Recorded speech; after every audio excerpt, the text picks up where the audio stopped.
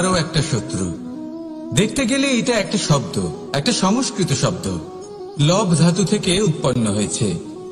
এর অর্থ কিছু লাভ করা। কিছু লাভ করা অনুচিত নয়, আরো কিছু লাভ করাও অনুচিত নয়, কিন্তু সব থেকে বেশি আমি লাভ করব, আমি আরো চাই, আরো বেশি চাই, আরো বেশি পেতে চাই, এটাই হলো লোভ। আর এই লোভ যখন গ্রাস করে তখন আপনি যা পেতে চান, সে ধনই হোক বা মানই হোক, তা অর্জন করার জন্য মানুষ যে কোনো স্তরে পৌঁছে যেতে পারে। যদি মানুষ ধন অর্জন করতে চান তাহলে তার জন্য তারা অধর্মের পথেও চলতে পারেন। যদি সম্মান অর্জন করতে চান তাহলে অন্য মানুষকে ছোটও করতে পারেন। শেষ পর্যন্ত আপনার এটা মনে হতে পারে যে যদি একটু অল্পই প্রাপ্ত করতাম কিন্তু ভালোবেসে প্রাপ্ত করতাম, এই জীবন আরো অনেক বেশি সুখী হতো। লোভ আপনার জীবনে, আপনার মনে কখন যে প্রবেশ করবে সেটা আপনি জানতেও পারবেন না। তাই এটা চিনতে শিখুন আর তৎক্ষণাৎ জীবন থেকে বাইরে ফেলে দিন। যা কিছু লাভ করতে চান তা ভালোবেসে লাভ করুন, আর সেই ভালোবাসার সাথেই বলুন রাধা রাধা।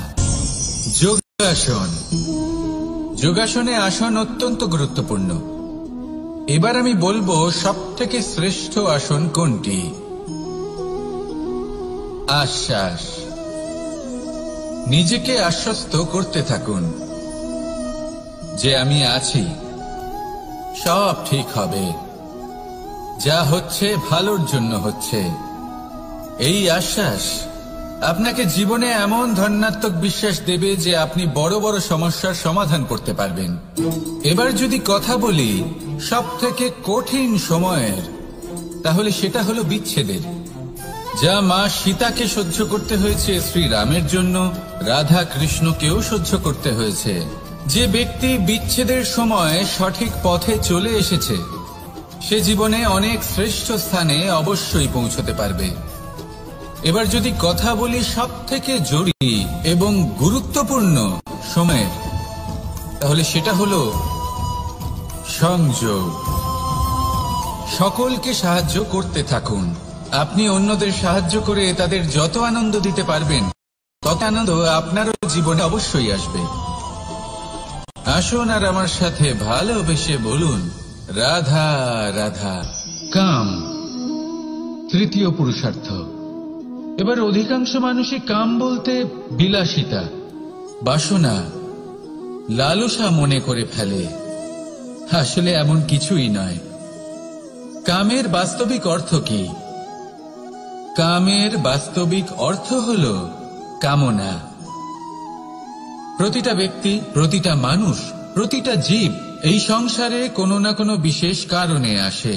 সেই কারণকে পূর্ণ করার জন্য কর্ম করাকে কাম বলে। এখন সেটা সবার জন্য ভিন্ন হতে পারে। কারোর কাছে সেটা জ্ঞান অর্জন করা হতে পারে, আবার কারোর কাছে নির্মাণ করা হতে পারে। কারোর জন্য পরিবারকে সঞ্চালন করা হতে পারে, আবার কারোর জন্য এই সংসার থেকে পাপ দূর করা হতে পারে। কিন্তু সব থেকে গুরুত্বপূর্ণ হলো যে মানুষ যেন নিজের কর্ম ঠিক করে করে, সম্পূর্ণ যত্ন নিয়ে করে। তৃতীয় পুরুষার্থ মানে এই কাম। এটার অনুচিত অর্থ নিজেকে বোঝানো মানেই সমগ্র জীবনকে অর্থহীন করে দেওয়া। তাই প্রেম দ্বারা আপনার এই সংসারে আসার কারণটাকে অনুসন্ধান করুন, আর এই প্রেমের সাথেই বলুন রাধা রাধা। ক্রোধ আপনার অন্তরের আরো একটা শত্রু। এই ক্রোধ আসলে কি? আপনার মনের এক ভাবনা যা আপনার মনেই উৎপন্ন হয়। এই মন আত্মার সাথে যুক্ত থাকে। এখন একটা ভাবনা যা আত্মার সাথে যুক্ত থাকে তাকে অনুচিত কেন বলা হয় সেটা বোঝার চেষ্টা করুন। ক্রোধ কখনো কখনো জরুরি হয়, বিশেষ রূপে তখন যখন আপনি সঠিক পক্ষে দাঁড়িয়ে রয়েছেন এবং সামনের ব্যক্তি অধর্মের পক্ষে রয়েছেন আর বিনম্রভাবে মানছেন না। যেমন শ্রীরাম ক্রুদ্ধ হয়েছিলেন সাগরের ওপর। ওটা উচিত ছিল, আর তা ততক্ষণই উচিত যতক্ষণ আপনি ক্রোধকে নিয়ন্ত্রণ করছেন। যদি ক্রোধ আপনাকে নিয়ন্ত্রণ করতে শুরু করে তাহলে পরিস্থিতি এমনও হতে পারে, ধরুন একজন ব্যক্তির প্রতি ক্রোধের কারণে আপনি তার ক্ষতি করতে চান। আপনি একটা কয়লা হাতে নিলেন আর সেই কয়লা সামনের ব্যক্তির ক্ষতি করার পূর্বে আপনার হাত জ্বালিয়ে পরিস্থিতি এমনও হতে পারে। ধরুন একজন ব্যক্তির প্রতি ক্রোধের কারণে আপনি তার ক্ষতি করতে চান। সর্বপ্রথম আপনি একটা কয়লা হাতে নিলেন, আপনার কয়লা সামনের ব্যক্তির ক্ষতি করার নিয়ন্ত্রণ হারিয়ে ফেলেন আর সবকিছু নষ্ট হয়ে যায়। বেশিরভাগ মানুষ ক্রোধে এমন সিদ্ধান্ত নেন যে সেটা তাদেরই বিনাশের কারণ হয়ে দাঁড়ায়। আর কিছু মানুষ বলেন যে আমাদের জীবনে এত যন্ত্রণা আছে, এত সংকট আছে যে ক্রোধ উৎপন্ন হবেই। আর এরকম সময় এটাই উচিত হবে যে আপনি নিজেকে ক্রোধের থেকে দূরে রাখুন আর তারপর সমস্যার নিবারণ করুন। আর এই নিবারণই আপনার জীবনকে একটা শ্রেষ্ঠ স্তরে পৌঁছে দেবে। তাহলে ক্রোধ থেকে দূরে থাকুন, সুপ্রসন্ন থাকুন আর আমার সাথে ভালোবেসে বলুন রাধা রাধা। জীবনে যখন কোনো ব্যক্তি নিজের লক্ষ্য প্রাপ্তির জন্য নিরন্তর পরিশ্রম করতে থাকেন, চেষ্টা করতে থাকেন, তখন তিনি কষ্ট অনুভব করেন, কখনো শারীরিক কষ্ট, কখনো মানসিক কষ্ট। এবার উনি এটা ভাবতে থাকেন যে আমি কি উচিত করছি নাকি অনুচিত করছি। কারণ অন্যদিকে এমন একজন ব্যক্তিও আছেন যিনি একদমই পরিশ্রম চেষ্টা করছেন না। তিনি মদিরা পান করেন, বিলাসিতায় জীবন কাটান, অলস প্রকৃতির হয়ে ওঠেন, নিদ্রাতে বিলীন হয়ে থাকেন আর ভাবেন যে তিনি সুখ লাভ করছেন। কিন্তু এরকম কেন হয়? কারণ যখন আমরা সৎ পথে থাকি, উচিত পথে চলি, লক্ষ্য প্রাপ্ত করার জন্য চেষ্টা করতে থাকি, তখন আমাদের ভেতরে থাকা নেতিবাচক শক্তি এবং পাপ এই দেহকে ত্যাগ করে দেয়। আর এই অনুভূতিটাই আমাদের দুঃখের অনুভূতি দেয়, কষ্ট দেয়। এবার সেখানে যদি আমরা কুপথে চলি, অনুচিত পথে চলতে থাকি, তাহলে আমাদের ভেতরে থাকা পুণ্য এবং ধনাত্মক শক্তি আমাদের দেহ ত্যাগ করে দেয়। আর এই অনুভূতির কারণেই আমরা সুখ অনুভব করি। কিন্তু কখনো ভাববেন যে এই সুখ বেশি সময় পর্যন্ত থাকে না। সেই জন্য সবসময় মনে রাখবেন, যদি আপনি জানেন যে এটাই আপনার লক্ষ্য, এটাই উচিত পথ, শুভ পথ, তাতে নিরন্তরভাবে এগিয়ে যেতে চেষ্টা করতে থাকুন। এই কষ্ট আপনাকে সুখের পরাকাষ্ঠায় কখন পৌঁছে দেবে তা আপনি জানতেই পারবেন না। আসুন আমার সাথে ভালোবেসে বলুন রাধা রাধা। ঈর্ষা আমাদেরই মনে বসবাস করা আরো একটা শত্রু। তবে এই শত্রু কখনো কখনো আমাদের জন্য লাভদায়কও হতে পারে। কিন্তু যদি আমরা সতর্ক না থাকি তাহলে সেটা ততটাই ঘাতক হয়ে উঠতে পারে। যদি আপনার কোনো প্রতিদ্বন্দ্বী থেকে থাকে যে এগিয়ে চলেছে, তাকে দেখে আপনার মনে ঈর্ষা উৎপন্ন হয়, আর ঈর্ষাবশত আপনি নিরন্তর চেষ্টা করতে থাকেন, পরিশ্রম করতে থাকেন সামনে এগোনোর জন্য, তাহলে তার দ্বারা আপনার বিকাশই হবে। কিন্তু যদি আপনি নিজের বিরোধীকে শেষ করতে দেওয়ার জন্য অগ্রসর হন, তাকে বিনাশ করার জন্য অগ্রসর হন, তাহলে এই ঈর্ষা প্রথমে আপনার বিনাশ অবশ্যই করবে। একটা কথা আছে, এটা পশু প্রবৃত্তি, আপনি শুধুই নিজের বিকাশের কথা ভাববেন। তিনিই হলেন প্রকৃত মানুষ, যিনি অন্য মানুষের জন্য প্রাণও দিতে পারেন। এই ঈর্ষা যদি আপনাকে বিকাশের পথে নিয়ে যেতে পারে তাহলে খুবই ভালো। যদি আপনাকে অন্য কাউকে বিনাশ করে দেওয়ার পথে অগ্রসর করে তাহলে তার থেকে দূরে থাকাই ভালো। যেমন ধরুন আপনার কাছে একটা সূচ আছে, যার দ্বারা আপনি ছেঁড়া কাপড়ও সেলাই করতে পারবেন বা অন্য কারোর পাত্রে ছিদ্রও করে দিতে পারবেন। আপনি কি চাইবেন, নিজের বিকাশ নাকি অন্য কারোর বিনাশ? সিদ্ধান্ত আপনারই। আসুন আর আমার সাথে ভালোবেসে বলুন রাধা রাধা। পঞ্চম তত্ত্ব, আকাশ, নব, ব্যোম।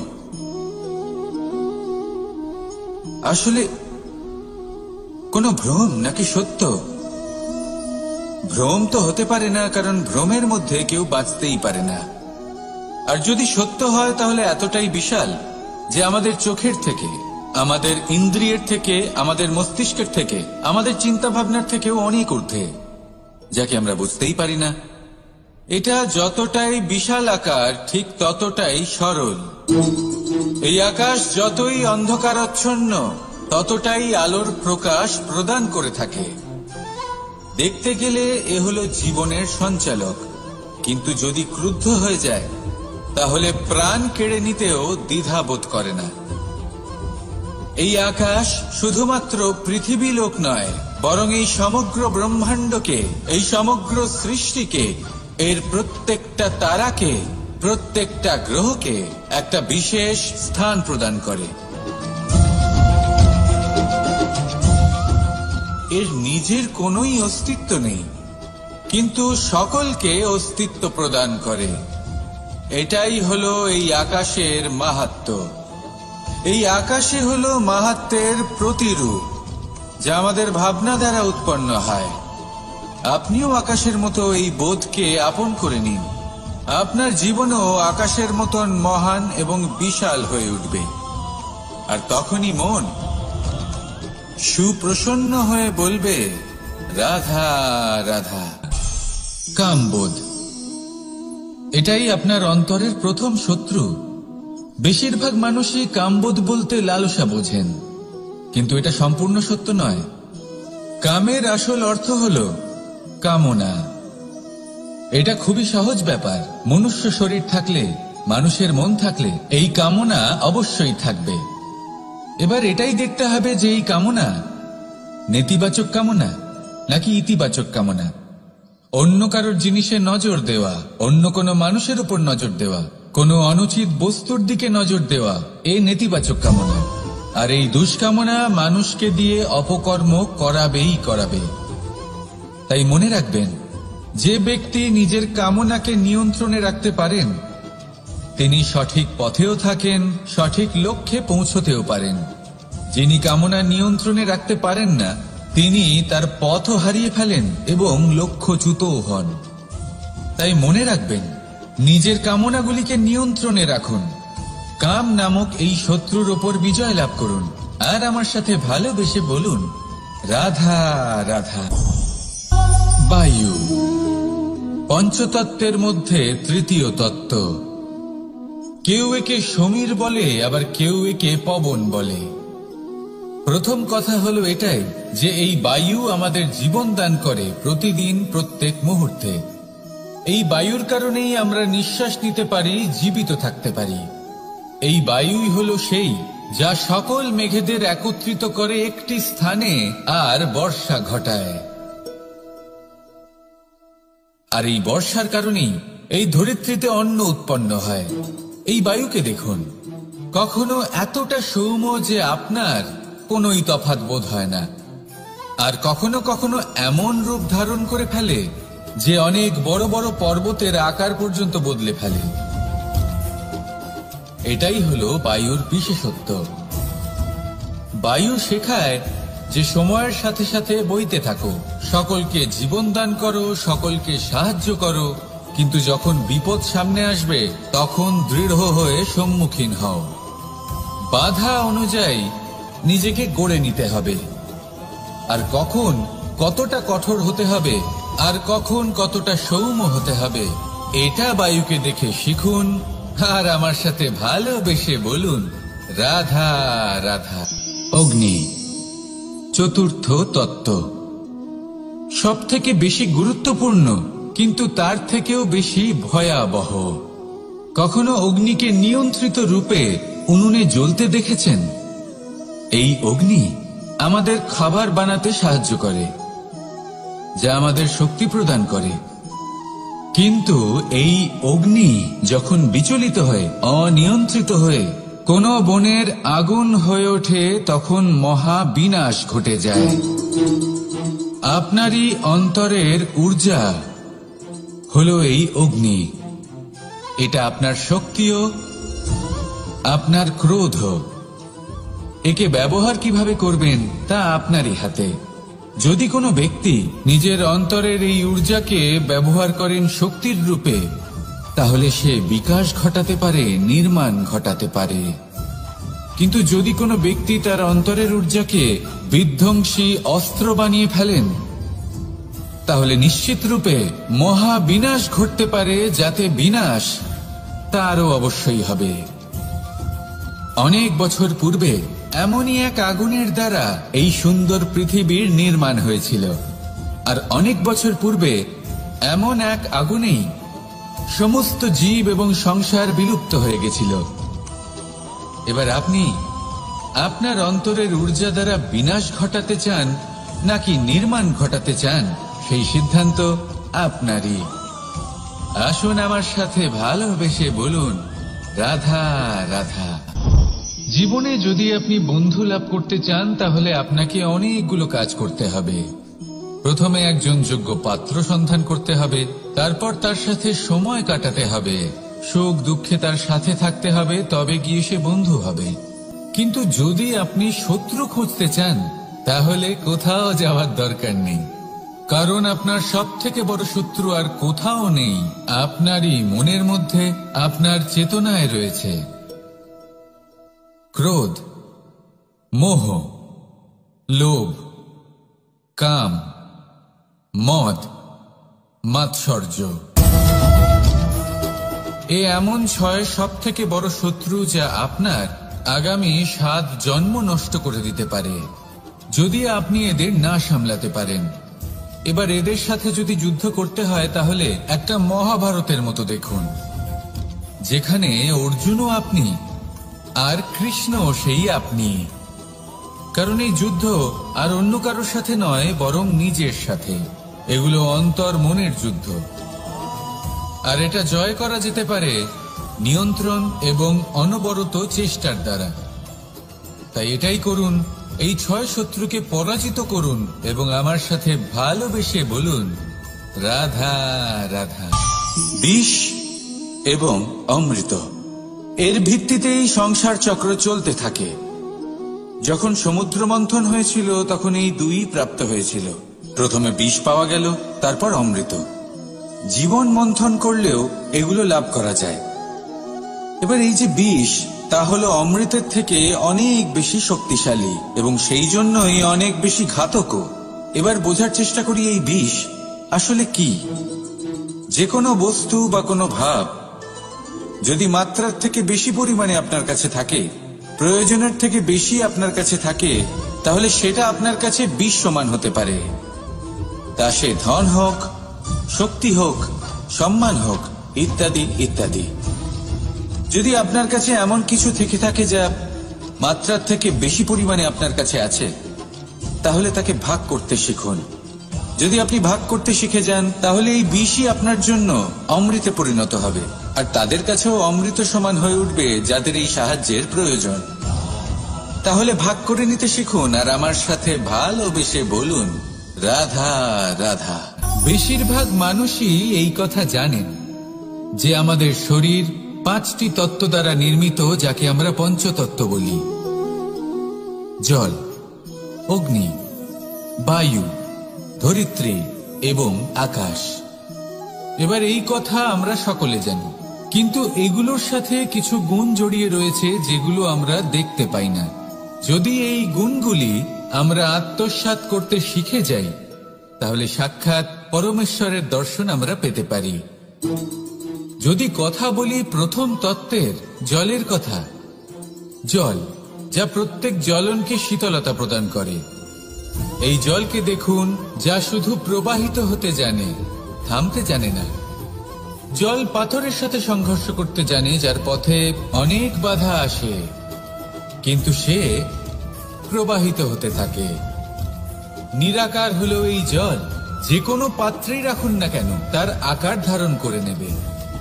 এটাই হলো এর বিশেষত্ব, এবং এটাই হলো আমাদের শিক্ষা। কিভাবে প্রবাহমান থাকতে হবে, কিভাবে আমাদের থামলে চলবে না, তাতে আমাদের পথের মধ্যে যতই যেরকমই সমস্যা আসুক না কেন, আমাদের এই জলের মতোই নিরাকার হয়ে যে কোনো পরিস্থিতিতেই প্রবাহমান থাকতে হবে। এই শিক্ষাই জলের থেকে লাভ করুন, আর আমার সাথে ভালোবেসে বলুন, রাধা রাধা। মন, জীবনে যখনই কোনো বস্তু বা সুখ স্বাচ্ছন্দ্য অধিক মাত্রায় আপনার কাছে চলে আসে, তখন নিজেকে শ্রেষ্ঠ মনে করার একটা প্রবণতা দেখা যায়, যা হয় আত্মবিশ্বাসে পরিণত হয়, নয়তো অহংকারে। এবার আত্মবিশ্বাস আর অহংকারের মধ্যে অনেক বড় পার্থক্য রয়েছে। আমি এটা করতে পারি, আমি ওটাও করতে পারি, এ হলো আত্মবিশ্বাস। শুধুমাত্র আমি এটা করতে পারি, শুধুমাত্র আমি ওটাও করতে পারি, আমি হলাম সর্বশ্রেষ্ঠ, এটা হলো অহংকার। এবার এই অহংকার এর ধ্বনি অনেক দূর প্রবাহিত হয়, আর এর প্রহার সর্বপ্রথম আপনাকে বিপর্যস্ত করে। এবার এই অহংকার এর বিপরীত শব্দ হলো বিনয়, অর্থাৎ নিজের ঊর্ধ্বে উঠে অন্যের বিষয় ভাবনা চিন্তা করা, সংসারের বিষয় ভাবা। এই বিনয়ী হবার চেষ্টা করুন, একের থেকে অনেক হওয়ার চেষ্টা করুন এবং একসাথে থাকার চেষ্টা করুন। নিশ্চিত রূপেই আপনি বিকাশের কারণ হবেন। মত্ততা থেকে নিজেকে দূরে রাখুন, অহংকার থেকে নিজেকে দূরে রাখুন। এই মন প্রসন্ন হয়ে বলবে, রাধা রাধা। মানুষ বড়ই বিচিত্র প্রাণী। অধিক থেকে অধিকতর ধন লাভ করার চেষ্টায় নিজের শরীরকে নষ্ট করে ফেলেন, নিজের শক্তি হারিয়ে ফেলেন, নিজের সামর্থ্য হারিয়ে ফেলেন। আর যে ধন লাভ করেন সেটা কোথায় যায়? সেই শক্তি, সেই সামর্থ্যকে আবার ফিরে পাওয়ার জন্য। আর কিছু মানুষ জীবন এমন ভাবে যাপন করেন যেন তা কখনোই শেষ হবে না, কিন্তু শেষ তো সবারই হবে। আর যখনই শেষটা কাছে চলে আসে, তখন মানুষ এটা বুঝতে পারেন যে সে জীবনকে উপভোগ করেননি। তার কারণটা কি? লালসা। এই লালসা জন্ম দেয় লোভকে, আর এই লোভ জন্ম দেয় আপনারই বিনাশকে। সেই জন্য আজ আপনার কাছে যা কিছু আছে, যেমনটা আছে, তার সাথে জীবন যাপন করুন, পূর্ণরূপে যাপন করুন। আপনার কাছে যতই ধন, শক্তি, মান থাকুক, তা সবার মধ্যে ভাগ করতে শিখুন। ভাগ করলে ভালোবাসা বাড়ে, আর এই ভালোবাসা দ্বারা জীবন আরো সুখময় হয়ে ওঠে। তাহলে আসুন আর আমার সাথে ভালোবেসে বলুন, রাধা রাধা। পঞ্চতত্ত্বের মধ্যে দ্বিতীয় তত্ত্ব হল ধরণী, ভূমি, যাকে আমরা ধরণী মাতা বলি। এই ধরণী ধৈর্য ধারণ করে, আর এর ওপরেই আমাদের সমগ্র সংসার নির্ভরশীল। কারণ এই ভূমি সহ্য ক্ষমতা রাখে, এর সহ্য ক্ষমতা হল অপরিসীম। সন্তান যতই আঘাত প্রদান করুক না কেন, প্রেম পূর্বক সহ্য করে, আর তার বদলে অমূল্য রত্ন প্রদান করে। সন্তান যদি হাল চালায়, তাহলে তার বদলে তাকে অন্ন প্রদান করে। এটাই হলো ধরণী। এবার এর থেকে আমরা কি শিক্ষা পেতে পারি? এটাই যে কারোর জন্য কিছু করা বা কাউকে কিছু দেওয়া মনে কোনো কামনা ছাড়াই। আর এই কথাটা বুঝে যান, যদি কারোর জন্য কামনা না রেখে বা কোনো পাওয়ার আশা না রেখে কারোর জন্য কিছু করেন বা কারোকে কিছু দেন, যদি এটা আপনি শিখতে পারেন, তবে আপনি ভালোবাসতে শিখে গেছেন। আর সেই জন্যই এই ধরিত্রীকে মাতা বলা হয়। কারণ মাতা শুধু উনি নন যিনি গর্ভে সন্তানকে ধারণ করেন, মাতা তো উনিও যিনি জীবন বাঁচতে শেখান, যিনি জীবন বাঁচার উদাহরণ প্রদান করেন। তাহলে ধরণীর থেকে এই নিঃস্বার্থ ভাব শিখুন, নিঃস্বার্থ ভালোবাসা শিখুন, আর এই ভালোবাসার সাথেই বলুন, রাধা রাধা। কোনো বাড়িতে, কোনো পরিবারে যখন কারোর জন্ম হয়, তখন তা কত সুখের মুহূর্ত হয়। সেই ছোট্ট সন্তান যখন কিছুটা বড় হয়, সে হাঁটার চেষ্টা করে, আর সেই প্রক্রিয়াতেও খুব বড় একটা শিক্ষা লুকিয়ে রয়েছে, ঠেলে দেওয়া। যখন আপনি হাঁটতে চান, সামনে এগোতে চান, তখন আপনি কি করেন? নিজের পায়ের তলার যে মাটি, তাকে আপনি পেছনে ঠেলে দেন। ব্যাস, এই একই জিনিস তো জীবনেও শিখতে হবে। এবার যদি আপনি জ্ঞানের পথে অগ্রসর হতে চান, তাহলে অজ্ঞানতাকে পেছনে সরিয়ে দিতে হবে। যদি আপনি প্রকাশের দিকে এগোতে চান, তাহলে অন্ধকারকে পেছনে সরিয়ে দিতে হবে। যদি আপনি ভবিষ্যতে সফল হতে চান তাহলে অতীতের যে অসফলতাগুলিকে পেছনে সরিয়ে দিতে হবে। যে জল বইতে বইতে থেমে যায় তাকে আমরা নালা বলে থাকি, তার থেকে দুর্গন্ধ বের হয়। কিন্তু যে জল বইতেই থাকে তাকেই আমরা পবিত্র জল বলি। তাহলে আপনিও কর্ম করতে থাকুন, কখনো থামবেন না। আর আমার সাথে ভালোবেসে বলুন, রাধা রাধা। আলস্য আপনার আরো একটা অত্যন্ত বড় শত্রু, যা আপনার মনের মধ্যে বসবাস করে আর ধীরে ধীরে আপনার কার্য শরীরের একটা অংশ হয়ে ওঠে। সব কাজে দেরি করিয়ে দেয়, সবকিছু নষ্ট করে দিতে পারে এই আলস্য। এই কাজ আজকে হলো না, কোনো ব্যাপার নয়, কালকে করে নেব। প্রকৃতি আমাদের এটা শেখায় না। ভেবে দেখুন, যদি সূর্য এটা ভাবে যে কাল উদিত হব না, কিছুদিন পরে উদয় হব, তাহলে কি হবে? সমগ্র পৃথিবীর বিনাশ হয়ে যাবে, ঠিক কিনা? দেখুন, এই আলস্য নিয়ে খুব সুন্দর একটা কথা আছে, আলস্যস্য কুত বিদ্যা। অর্থাৎ যিনি অলস হয়ে বসে থাকেন তিনি বিদ্যা লাভ করেন না, জ্ঞান লাভ করেন না। আর জ্ঞান না থাকলে তিনি ধন অর্জন করতে পারেন না। তার জীবনে সুখ স্বাচ্ছন্দ্যের অভাব থাকে, বন্ধুর অভাব থাকে। যেখানে সুখ স্বাচ্ছন্দ্য নেই, মিত্র নেই, আপনজন নেই, জ্ঞান নেই, সেখানে আনন্দ কিভাবে বাস করতে পারে?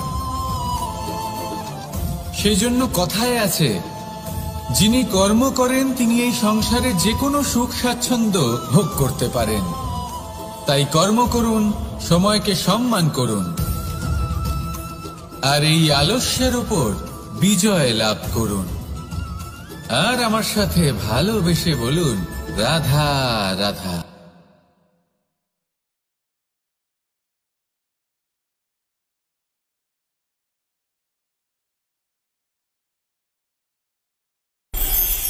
কর্ম কে করলেন আর কে নিজের প্রাণ হারালেন? রেশমের কীট আর লাভবান কে হলেন? মনুষ্য জাতি। এর দ্বারা আমরা কি শিক্ষা পেলাম? যে এই সংসারে আমরা যে কর্মই করি, সৎকর্ম করি বা অপকর্ম করি, তার থেকে লাভবান যে কেউ হতে পারেন। আমাদের বন্ধু হোক, পরিবার পরিজন হোক বা সংসারের যে কোনো ব্যক্তি হোক, যে কেউ লাভবান হতে পারেন, কিন্তু সেই কর্মের ফল কিন্তু আমাদেরই ভোগ করতে হয়। যদি আপনি সৎকর্ম করেন তাহলে তার শুভ ফল আপনিই পাবেন। তার থেকে লাভবান হয়তো এই সংসারে যে কেউ হতে পারেন। সেরকমই যদি আপনি অপকর্ম করে থাকেন, তার থেকে সংসারের যে কোনো ব্যক্তির যতই লাভবান হোক না কেন, তার থেকে ক্ষতি আপনাকেই ভোগ করতে হবে। তাহলে আপনি কি সুফল চান নাকি ক্ষতিগ্রস্ত হতে চান, সেটা নির্ভর করছে আপনার কর্মের উপর। তাহলে ভেবেচিন্তে কর্ম করুন আর আমার সাথে ভালোবেসে বলুন, রাধা রাধা। আজ আমি আপনাদেরকে 3টি প্রশ্ন করব। তাহলে প্রথম প্রশ্ন, এমন কে আছে যার ওপর আপনি অনর্গল প্রহার করার পরেও সে হাসে আর আপনাদেরকে আনন্দ দেয়? আপনাদের উত্তর হবে ভূমি বা বৃক্ষ। দ্বিতীয় প্রশ্ন, এমন কে আছে যে আপনার কিছু না বলাতেও সব জেনে যায়, সব বুঝে যায় আর নিঃস্বার্থভাবেই আপনার সাহায্য করতে থাকে? এবার আপনাদের উত্তর হবে ভাই বা বন্ধু। আর তৃতীয় প্রশ্ন, এমন কোন ভগবান আছেন যিনি নিজে বিষ পান করে আপনাকে জীবনের অমৃত প্রদান করেন? আপনি হয়তো উত্তর দেবেন মহাদেব। যদি আপনার উত্তর এইগুলি হয় তাহলে সেই উত্তর ভুল। এই সমস্ত প্রশ্নের একটাই সঠিক উত্তর আছে, আর তা হল মা। স্তন্য পান করার সময় আপনি পা দিয়ে কত তাকে মেরেছেন, কিন্তু তাও উনি হাসি মুখে আপনাকে আশীষ দিতে থেকেছেন। আপনি কিছু না বললেও উনি সব জেনে যান, আর এই জীবনের কঠিন পরিস্থিতির বিষ পান করে আপনাকে সুখের অমৃত দেন। এই জীবনে আপনি যাই করে নিন না কেন, মায়ের ঋণ কখনো পরিশোধ করতে পারবেন না। যদি কিছু করতে চান তবে জীবনের আনন্দের মধ্যে, অনুভূতির মধ্যে আর ধন্যবাদের মধ্যে নিজের মাকে মনে রাখবেন। আর আমার সাথে ভালোবেসে বলবেন, রাধা রাধা। মানুষ সর্বদা ফলাফলের কথা ভাবেন, যে আমি যা করতে চলেছি তার ফল কি হবে, তার পরিণাম কি হবে। কিন্তু এর চিন্তা কেন? কারণ কর্ম যদি শুভ হয় তাহলে তার পরিণাম খারাপ হতেই পারে না। শুভ চিন্তা নিয়ে যারা কর্ম করেন তাদের ফলের চিন্তা কিসের? যারা ফুল বিক্রি করেন তাদের মাঝে সাঝে কাঁটা নিশ্চয়ই ফোটে, কিন্তু সুগন্ধ তাদের হাতে থেকেই যায়।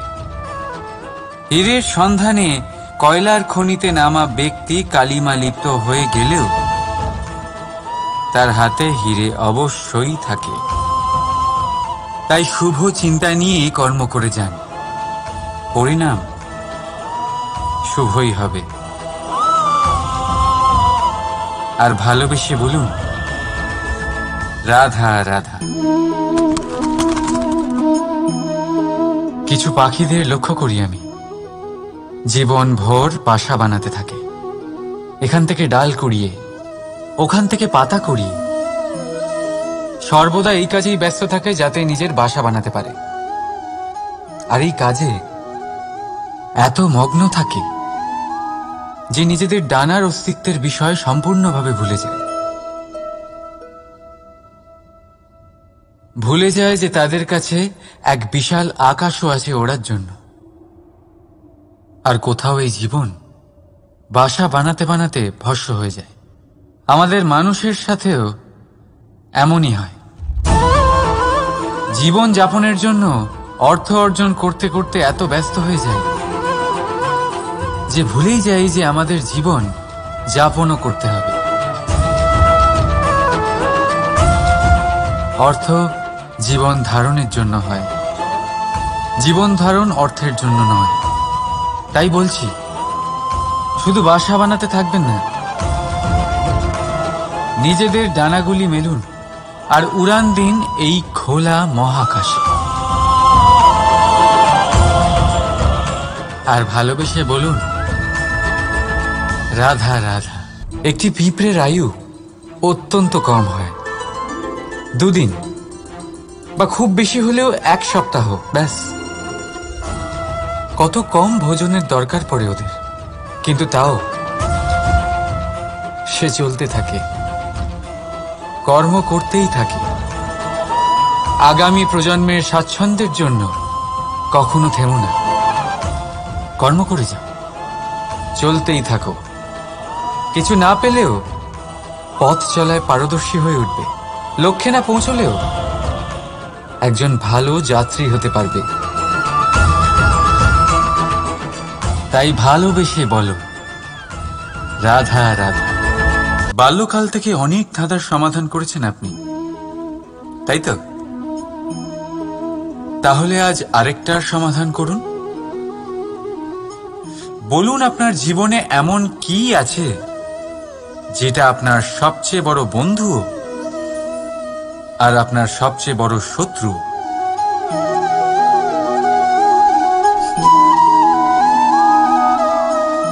বুঝদারের জন্য ইশারাই যথেষ্ট। ঠিক ধরেছেন আপনি। সেই বস্তু হলো সময়। কেন কেন সময় আপনার সবচেয়ে বড় বন্ধু আর সময়ই আপনার সবচেয়ে বড় শত্রু? উত্তর হলো সময়ের সম্মান। যে ব্যক্তি সময়কে সম্মান করে সে নিজের জীবনে সমস্ত লক্ষ্যে পৌঁছে যায়। সংসার তার গুণের কদর করে, তাকে মাহাত্ম্য দেয়। আর যে ব্যক্তি সময়ের মাহাত্ম্যকে সম্মান করে না, বুঝতে পারে না, কারণে অকারণে তার অপমান করে, সংসার তাকেই ভুলে যায়। এই জন্য সময়কে সম্মান করুন, তা নষ্ট করবেন না। কারণ ভালো সময় এই সংসারকে দেখাবে আপনার বাস্তবিক রূপ, কিন্তু খারাপ সময় আপনাকে দেখাবে এই সংসারের বাস্তবিক রূপ। তাই ভালোবেসে বলুন, রাধা রাধা। জীব জন্মগ্রহণ করে, আর তার সাথেই সজাগ হয়ে ওঠে তার স্মৃতি। স্মৃতি বড়ই শক্তিশালী, তা থেকে হয় বিচিত্র অনুভূতি। সব সময় আপনার সাথে থাকে, আপনার সাথে যা যা ঘটে সেটা কোথাও না কোথাও কোনো এক স্থানে সঞ্চিত থাকে। কিন্তু কখনো কখনো আমরা ভুলে যাই যে এই স্মৃতি আমাদেরই। তাই এর মধ্যে আমরা কি রাখবো আর কি মুছে দেব তা আমাদের ওপরই নির্ভরশীল। এই জীবনে আমাদের কি মনে রাখা উচিত? সুখ, আনন্দের মুহূর্ত, সেই মুহূর্ত যেখানে আমরা উপকৃত হয়েছি, সেই মুহূর্ত যখন কেউ বন্ধুত্বের মর্যাদা দিয়েছে, সেই মুহূর্ত যখন আমরা কাউকে আনন্দ দিয়েছি। কিন্তু আমরা কি মনে রাখি? নিজের দুঃখ, কষ্ট, সেই মুহূর্ত যখন কেউ আমাদের সাথে খারাপ করেছে, সেই মুহূর্ত যখন কেউ শত্রুতা করেছে। আর তারপর এই স্মৃতিগুলোই আমাদের তাড়িত করে প্রতিশোধের জন্য। তাই আমাদের কি বলা উচিত আর আমাদের কি মনে রাখা উচিত তা আমাদের উপর নির্ভর করে। এই জীবনে সবকিছু ভুলে যান, কিন্তু এই কথা অবশ্যই মনে রাখবেন, যে কথা ভোলার তা মনে থাকে তাই বিবাদ বাঁধে। তাই ভালোবেসে বলুন, রাধা রাধা। কখনো বটবৃক্ষ দেখেছেন? কি বিশালাকায় হয়। কখনো কখনো ভয় করে যে এই ভারী ডালগুলির ভার এই বৃক্ষ বহন করতে পারবে তো। ভয় করে এই বৃক্ষ ভেঙে না পড়ে যায়। কিন্তু না, সময়ের সাথে সাথে শাখা থেকে নির্গত এই প্রশাখাগুলি মাটির দিকে এগোতে থাকে, আর তারপর নিজেরাই শিকড় হয়ে এই বৃক্ষের ভার বহন করে। ঠিক একই রকম ভাবে যারা পরোপকার করেন, সৎ কর্ম করেন, তাদের নিজের কথা চিন্তা করার কোনো প্রয়োজন নেই, কারণ তাদের কর্ম ঢাল হয়ে তাদের রক্ষা করে। এই জন্য জীবনে অবলম্বন নয়, কর্মের চিন্তা করুন। রাধা রাধা। এই প্রকৃতি সকল জীবের সৃষ্টি করেছে, ক্ষুধার প্রবৃত্তির জন্য সকলকে উদর দিয়েছে, আর ব্যবস্থাও করেছে যাতে সকলে পরিশ্রম করে ক্ষুধা নিবারণ করতে পারে, তাই না? আর সংসারের সকল জীবের মধ্যে মানুষই সেই প্রাণী যারা ধন ও মুদ্রার আবিষ্কার করেছে, ধন অর্জন করতে শিখেছে। তবে আশ্চর্যের বিষয় হলো এই যে সেই মানুষই কখনো নিজের পেট ভরাতে পারে না। কেন? এর কারণ হলো লোভ। এই সংসারে যে কোনো প্রাণী, তা সে শাকাহারী হোক বা মাংসাশী, সেইটুকুই স্বীকার করে যাতে সে বাঁচতে পারে, কিছু জমিয়ে রাখে না। কিন্তু মানুষ সারা জীবন শুধু জমাতেই থাকে, কিন্তু তাও না নিজের মনের খিদে মেটাতে পারে আর না শরীরের। তাই যদি কিছু জমাতেই হয়, জমান সৎকর্ম আর নাম, নয়তো এই সংসার থেকে খিদে নিয়েই ফিরে যেতে হবে। তাই ভালোবেসে বলুন, রাধা রাধা। আমাদের জীবনে শিক্ষকের অবদান অনস্বীকার্য।